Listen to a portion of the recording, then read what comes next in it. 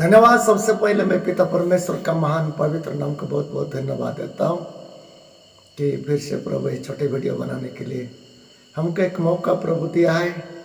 इसलिए मैं पिता परमेश्वर का महान पवित्र नाम को धन्यवाद देते हुए आज जितने लोग इस वीडियो को देख रहे हैं, मैं यीशु मसीह का नाम से सभी को स्वागत करता हूँ। सभी को जय मसीह। प्रभु सबको अनुग्रह करे, आशीष करे, अपना वचन के द्वारा आपको भी, मेरे को भी, सबको भी बात करे, सच्चाई क्या हम जाने।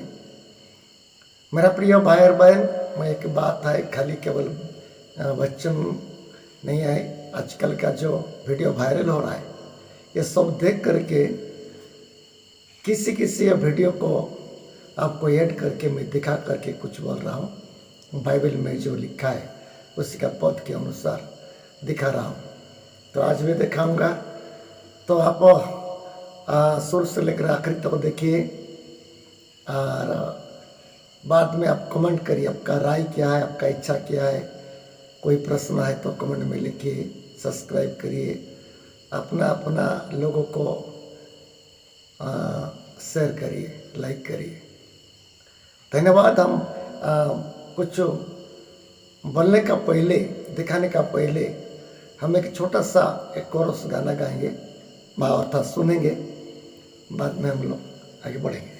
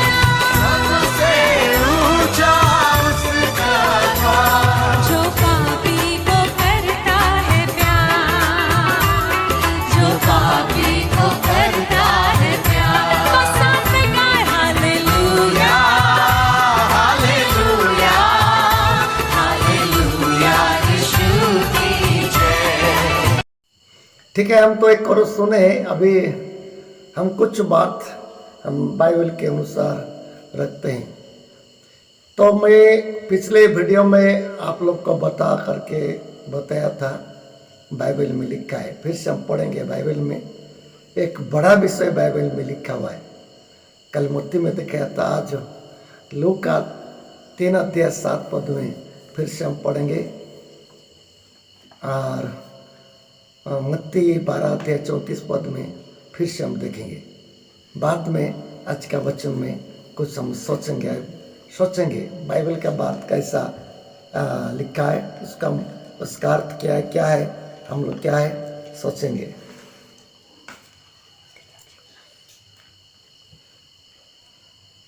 लूका 3:7 और मत्ती 7:34, 12:34। जो भीड़ की भीड़ उससे बपतिस्मा लेने को निकल कर आती थी, उनसे वह कहता था, हे सांप के बच्चों, तुम्हें किसने जता दिया कि आने वाला क्रोध से भागो। इसमें हमें पिछले वीडियो में बताया था, बाइबल का एक बहुत बड़ा शब्द लिखा हुआ है। कैसा शब्द लिखा हुआ। आज दुनिया में हम लोग देखते हैं जो प्रकार चाल चलन है, जो प्रकार बातचीत है, जो प्रकार हो रहा है, इसको किसका दर्शाता है? इसलिए बाइबल में लिखा है सांप का बच्चे। इस सांप का बच्चा कौन है? बाइबल किसको बताए सांप का बच्चा बोल के? हम सभी सांप का बच्चा नहीं है। हम माँ के गर्भ से पैदा हुए हैं, पिता माता है हमारा, लेकिन बाइबल क्यों ऐसे नाम दे दिया है सांप का बच्चा। ये सांप का बच्चा बोलने का अर्थ क्या है उसको हमको सोचना है। बाइबल में लिख दे सांप का बच्चा कैसा लोग के लिए है, कैसा लोग के लिए बोल आप सोच सकते हैं।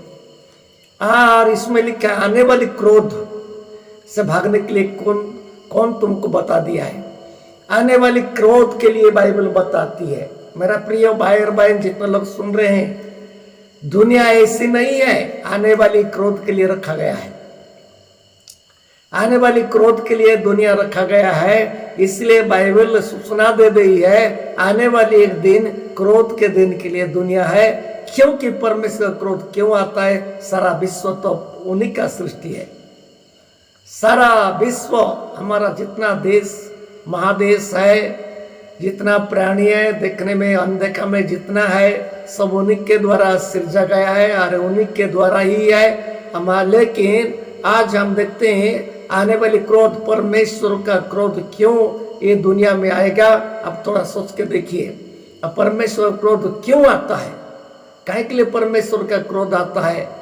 परमेश्वर अपना बेटा बेटी अपना सृष्टि को क्यों क्रोध कर रहे हैं, अब सोच रहे हैं क्यों क्रोध कर रहे हैं। मैं आज एक वीडियो देख रहा था कि हमारा कितना राज्य में, हमारा भारत में कितने राज्य में एक महान बड़ा पर्व हो गया है, त्यौहार है। जानते हैं रथ खींचा पर्व हो गया, सब लोग जानते हैं, भारत का लोग ये बड़ा त्यौहार है। लेकिन इसमें कुछ और मैं न्यूज़ में सुन रहा था कि ये बालक को भी थोड़ा देखिए पहले, बाद में मैं कुछ बताऊंगा। पहले देखिए वीडियो को। यात्रा समय रे आज काल साजिछि बिजुली। किछि भक्त जेतेबेले रथ टाणुथिले दुई जण भक्तों को बिजुली मारिथला आ दुई जण आरपारी को चली गले आ 15 जण एबे मेडिकल ले छटपट होउछंती आ जणे मरण सहर होछि। तबे एभली घटना काहेकि घटी जाउछि। पुरी, ढेंकानाल, गुजरात, झारखंड ई सबु जगार आज किछि एभली दृश्य देखा मिली जोठी बहुत जन आहत होला बेले आउ किछि जनकर जीवन चली गलानी। आज महाप्रभु श्री जगन्नाथ रथयात्रा अवसर में गोटे पटे भक्तों मध्य अपूर्व उत्साह देखा मिलुवा बेले अन्यपटे देखा मिली दुखमय परिस्थिति। राज्य और देशर विभिन्न स्थान में रथयात्रा समय किछि भक्तों जीवन दीप लिभिजिबा समस्त को आश्चर्य कर देछि। अनेक जन एवं आहत हो मेडिकल जीवन सहित लड़ुंट। ये घटना होउछि झारखंड हजारीबाग में अनुष्ठित होइतिबा रथयात्रा समय एक बड़ अघटन घटी जाइछि। हजारीबाग सिलोबार अंचल में श्री जगन्नाथ रथयात्रा समय अचानक वज्रपात माड़ी आसीथिला। फल घटनास्थल में 2 जनकर मृत्यु होगा सहित 15 जन भक्त आहत होते। एसहित जड़े भक्तों अवस्था संकटजनक रही बेले से मेडिकल मरण सह लड़ुंट। तेज समस्त आहतों को सिलवार सदर हस्पिटाल में चिकित्सा कराଯାଉଛି। एपटे आज पुरी श्री बलभद्र तालध्वज रथटଣା समय मिरिचिकोट छकरे भक्तों मध्य ठेलापेला देखा मिलता। फल एकाधिक भक्त आहत होते। यापर समस्त आहतों को पुरी मेडिकल में चिकित्सा निमंते भर्ती करा। एसहित एपटे ढेंकानाल रथटଣା समय जड़े वृद्धर जीवन चली जाइछि। सेपरी गुजरात अहमदाबाद ठारे रथटଣା चली समय अचानक एक बिल्डिंग भुशुड़ी पड़ता। फल घटनास्थल में 11 जन भक्त आहत होती। यह सब घटना मानक देखि एवं भक्त माने आश्चर्य हो जाइछन्ति। समस्त आखिर लुह गड़ी जाउछि। कालिया ठाकुर आगरे चली जाउछि एभली भक्तों जीवन। Bureau report Odisha Bhaskar. आप लोग खुद सुने एक दुखदायी का बात है। त्यौहार हो रहा था, सब कुछ हो रहा था, कितना बड़ा घटना घट गया है। बारिश होते होते क्या हो गया है, वहाँ बीज भी गिर गया है। अर्थात क्या बोलते हैं तो हमारा भाषा में उड़िया न्यूज़ है। उड़िया भाषा का समझे हैं कि नहीं तो आप समझ सकते हैं। और यहाँ पर खींच रहे थे और क्या हो गया, बारिश के साथ साथ बादल फट करके बिजली गिर गया है और 2 लोग वहाँ स्पॉट में ख़त्म हो गए। ये न्यूज़ बता रहे हैं तो आप लोग तो खुद सुने। और 2 लोग गंभीर अवस्था में हॉस्पिटल में पड़े और एक जगह में रथ खींच रहे थे। आप सब सुन रहे हैं ना।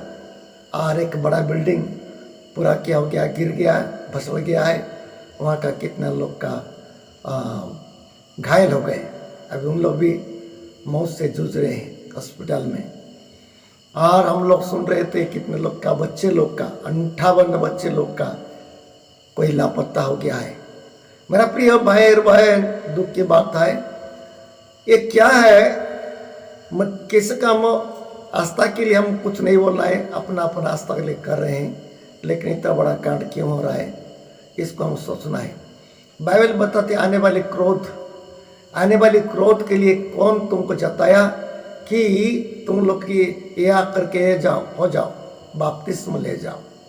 मेरा प्रिय भाई और बहन, जब तक हमारा मन नहीं फेरेगा, जब तक हमारा मन में ये जो कूट कपट रहेगा, हमारा मन में क्रोध विरोध रहेगा, एक प्रकार का जहर है। वो बोलते हैं बाइबल सांप का बच्चे। ऐसी लोगों को सांप का बच्चे। मसीह होने का कोई ये नहीं है। मसीह होकर के भी यदि कूट कपट रहेंगे, मसीह में रह करके यदि वचन को नहीं मानेंगे, मसीह में रह करके यदि शांत शिष्ट जीवन नहीं है, प्रेम का जीवन नहीं है, दया का जीवन नहीं है, सब क्या है, सांप का बच्चा है। हम लोग देखते हैं आज कितने जगह में हत्या हो रही। क्यों हो रही हत्या? इसको क्यों दया धर्म नहीं है? हत्या करने वाले को किडनैप कर रहे हैं, रेप कर रहे हैं, और रेप करके बाद में क्या कर रहे हैं, उसकी हत्या कर दे रहे, पीस पीस काट दे रहे। ये क्या है बताइए मेरा प्रिय बहन, ये क्या मनुष्य है कि सांप का बच्चे नहीं है? सांप का बच्चे है कि नहीं? अब सुनिए, आजकल का मेरा प्रिय बहन, हमारा भारत इतना दिन से अच्छा थे, अभी लोग क्या कर रहे हैं, हिंदू राष्ट्र के मांग करके अभी क्या कर रहे हैं, ईसाई लोग को टारगेट ले रहे हैं, ईसाई लोग को मारा पीटा कर रहे हैं, ईसाई लोग का चर्च तोड़फोड़ कर रहे हैं। मणिपुर का बात देख रहे हैं आप, वीडियो में देखें कि नहीं, तो मैं अभी नहीं दिखाना चाहता हूँ। मणिपुर में इतना बड़ा दुर्दशा हो गया है, इतना घर अपराध हो रहा है। मसीह लोग क्या कर रहे हैं, सड़क में आ करके प्रार्थना कर रहे, आराधना कर रहे हैं, मार खा रहे इधरी उन्हीं लोग के लिए प्रार्थना कर रहे हैं। ये मसीह लोग का एक स्वभाव है, एक मसीह लोग का गुण है। ये क्या सांप का बच्चे हंस सकते हैं? ये सांप का बच्चे लोग क्या कर रहे हैं, हत्या कर रहे हैं, दया नहीं है। लेकिन इसमें हम लोग देखते हैं कितने मसीह लोग क्या कर रहे हैं, जो बाइबल का बात को मानते हैं, यीशु मसीह का अनुसरण करते हैं, यीशु मसीह का बात को मानते हैं। यीशु मसीह का तुम्हारा शत्रु लोग को प्रेम करो। इसलिए क्या कर रहे हैं, ये लोग सड़क में आकर के आराधना प्रार्थना करें, उन्हीं लोग के लिए परमेश्वर का महिमा करें। ये मसीह लोग का एक स्वभाव है, ये मसीह लोग का स्वभाव है। इसलिए मैं बोलता हूँ आजकल हमारा भारत में बहुत लोग डर गए हैं, मसीह लोग को सब लोग मसीह हो जाएंगे बोल के, और ईसाई हो जाएंगे बोल डर रहे हैं। लेकिन मैं एक बात बताना चाहता हूँ, यदि ईसाई बन जाएंगे तो हमारा भारत कितना अच्छा बन जाता, स्वर्ग का सुख जैसा हो जाता। क्योंकि ईसाई लोग का जीवन में क्या है, दया है, क्षमा है, प्रेम है, और शिक्षित कराते हैं।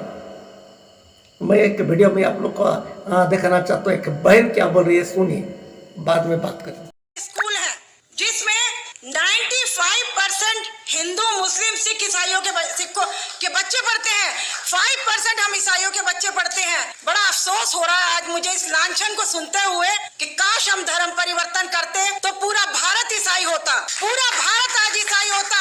और आज ऐसे लोगों को ये लोग धर्म परिवर्तन के नाम से नवाज रहे हैं। बड़े अफसोस की बात है, हमारे ईसाई स्कूलों से ये सारे नेता लोग निकले हैं। हमारे ईसाई स्कूलों से पढ़ के आज ये विदेशों में बड़ी बड़ी शिक्षाएं ले रहे हैं। विदेश किसके हैं? तो साथियों, इस चीज को हमने सोचना है। समानता समानता का अधिकार तो इन्हें पता नहीं है। एक सवाल मेरे दिल में हमेशा कहता है, मैं अपने आप से सवाल करती हूँ कि ये कहते हैं एंटी कन्वर्जन लॉ। संविधान में आर्टिकल 25 हमें कहता है कि हम किसी भी धर्म को मान सकते हैं, हमें बिल्कुल अधिकार है, किसी भी धर्म को मानने का आजादी है पूरी। तो एंटी कन्वर्जन लॉ किस बात का है? दूसरी बात, ये कहते हैं कि हम धर्म परिवर्तन करते हैं, तो इस्कॉन टेम्पल वाले क्या धर्म परिवर्तन नहीं कर रहे? इस्कॉन टेम्पल में हजारों की संख्या में बाहर की महिलाएं, पुरुष आते हैं, क्या वो धर्म परिवर्तन नहीं है? ये लोग कहते हैं गाय को सम्मान देते हैं, हम गाय को, नारी का बहुत सम्मान करते हैं। बिल्कुल लेटेस्ट में बात कह रही हूँ, यदि ये नारी का सम्मान कहते हैं तो हमारी प्रेसिडेंट मिसेस द्रौपदी मुर्मू को पार्लियामेंट का उद्घाटन करने के लिए क्यों नहीं बुलाया गया? बड़े अफसोस की बात है, क्योंकि इनके अंदर जातिवाद भरा हुआ है, इनके अंदर ऊंच और नीचता की बातें भरी हुई है। इसलिए हमारी उस बहन को मैं कंडेम करती हूँ इस बात को कि उन्हें क्यों नहीं बुलाया गया, जबकि ये अधिकार सिर्फ उनका था। बिल्किस बानो, आसिफा, आज इनकी जबानें नहीं। सुने बहन का बात को, कौन काट सकता है कि बहन जो बात बता रही है क्या झूठ है? ईसाई लोग क्या करते हैं? लोगों को शिक्षित कराते हैं, लोगों को दया करते हैं, स्वास्थ्य देते हैं, लोगों के लिए चिंता करते हैं, लोगों के लिए दया करते हैं, अपना जैसा समझते हैं, दूसरा को समझते हैं। कभी भी मसीही लोग क्या करते हैं? नफरत नहीं करते किसी को, क्योंकि यीशु मसीह ऐसा सिखाया है। यीशु मसीह ऐसे सिखाया है। यीशु मसीह का गुण जिसके पास है, आप जान लेना, उन्हीं लोग का ऐसे काम करते हैं, शिक्षित कराते हैं, देश को स्वास्थ्य देते हैं और दया करते हैं। जो गिर गया उसको उठाते हैं, जो भूखा में है उसको खाना खिलाते हैं और जो उसको निर्दया में दया करते हैं। लेकिन आज उन्हीं लोग को टारगेट लिया जा रहा है।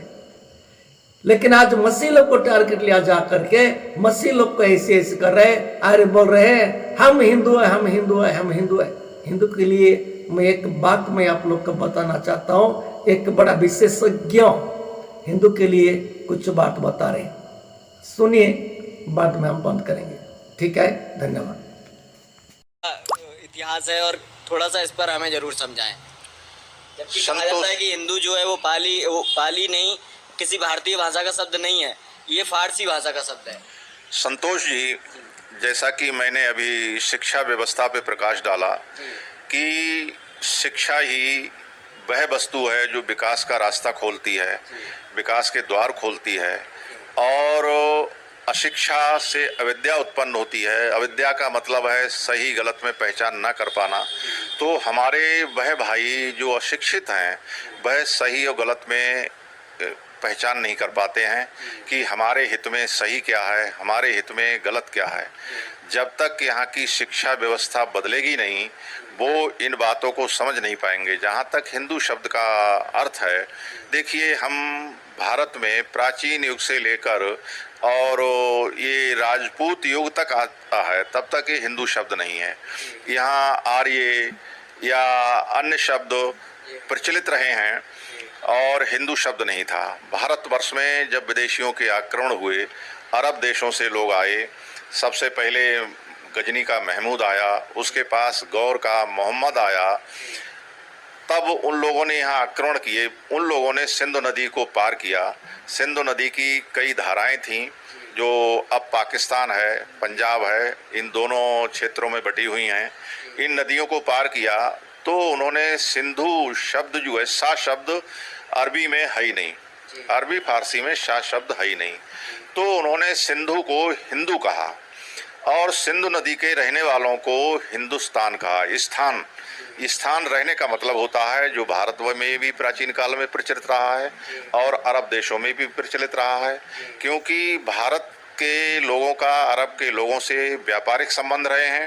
तो ये कुछ शब्द हिंदी के, यानी भारतीय भाषाओं के शब्द, कुछ अरब की भाषाओं के शब्द आपस में ऐसे घालमेल हो गए और मिलजुल गए, जो व्यापारी लोग अपनी बोलचाल की भाषा में प्रचलन में लाने लगे।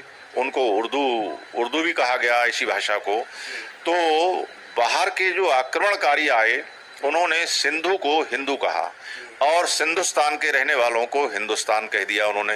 तब से ये नाम जो है पड़ा। वैसे ये देखा जाए जो हिंदू शब्द है अरबी भाषा में इसका बहुत ही यानी एक अपमानजनक रूप में प्रयोग है। ही से हिंसा, दू से असमानता, अर्थात हिंसा और असमानता पर जो शब्द है यानी हिंसक और असमानता का मतलब है डाकू, चोर, लुटेरे भी, यही इसका दूसरा अर्थ है। तो ऐसे लोगों को हिंदू उन्होंने कहा विदेशी लोगों ने। और ये हमारे देश का दुर्भाग्य है कि यहाँ बेहतर शिक्षा न होने की वजह से जो यहाँ के कुछ पश्चिमी क्षेत्रों के राजा थे उन्होंने इन शब्दों को अपना लिया, क्योंकि वो बाहर के यानी विदेशियों के अधीन रहे थे तो वो उन्हीं शब्दों का प्रयोग करने लगे और वो धीरे धीरे वो शब्द जो है संपूर्ण भारत में फैल गया। आज हमारे भारत की कुछ संस्थाओं ने इस शब्द को अपना लिया है, परंतु वो संस्थाओं के कर्णधार ये नहीं समझते हैं कि ये शब्द जो है हमारे लिए कितना अपमानजनक है और इस शब्द के अर्थ क्या हैं। वो उस शब्द को यहाँ तक कुछ लोग कहते हैं कि गर्व से कहो हम हिंदू हैं, परंतु भाई गर्व से क्यों कहते हो कि आप चोर डकैत हो जो आप हिंदू कहते हो अपने के लिए, जब प्राचीन शब्द है। एक तरफ तो यहाँ के लोग जो है तो असल में जो ओबीसी एससी एसटी वर्ग हैं वो क्या हैं? अगर वो हिंदू भी नहीं है तो कहाँ से उनका रिलेशन बैठता है? संतोष जी, जो हमारे यहाँ मूल निवासी एक शब्द है और मूल निवासी कुछ समय पहले बहुत अच्छा आंदोलन भी चला था, जिन्होंने यहाँ के मूल निवासियों को जो अनुसूचित समाज कहलाता है, अनुसूचित समाज में 80-90 जातियां हैं और हमारा जो पिछड़ा वर्ग है जो भारतवर्ष के मूल निवासी हैं और बहुत बड़ी जनसंख्या है, यानी करीब 65% जनसंख्या भारतवर्ष में पिछड़े वर्ग की है। तो ये जातियां छोटे छोटे टुकड़ों में जगह जगह स्थानों में भौगोलिक भिन्नता के होते हुए बटी हुई हैं। तो ये जो हैं शिक्षित नहीं हैं, इनमें बेहतर शिक्षा नहीं है और जब शिक्षा नहीं है तो ये अपने अस्तित्व को पहचान नहीं रही हैं। अगर एससी और बीसी यानी पिछड़ी जातियां और अनुसूचित जातियां अपने को इकट्ठा कर लें तो ये कुल मिला के 85% बनती हैं भारत का। तो 85% जातियां, जिस प्रकार हाथी होता है, हाथी का शरीर बहुत बड़ा होता है, उसकी आंखें छोटी होती हैं और मस्तक छोटा होता है, तो वो अपने को अपने स्वरूप को पहचान नहीं पाता है। इसी तरह हमारे भारतवर्ष की ये जो जातियां हैं जो 85% हैं जिनकी संख्या भारतवर्ष में कुल मिलाकर। आप लोग सुने हिंदू कहाँ से आए? हिंदू एक क्या धर्म है? सिंधु नदी से सिंधु सभ्यता सिंधु आए, हिंदुस्तान कहा गया, ऐसा विशेषज्ञ लगा कहने का इतिहास बताती है। ठीक है, आज के लिए हम इतना कह करके बंद कर रहे हैं। सबको जय मसीह और लाइक करिए और वीडियो कैसा लगा तो कमेंट में लिखिए, सब्सक्राइब करिए। धन्यवाद।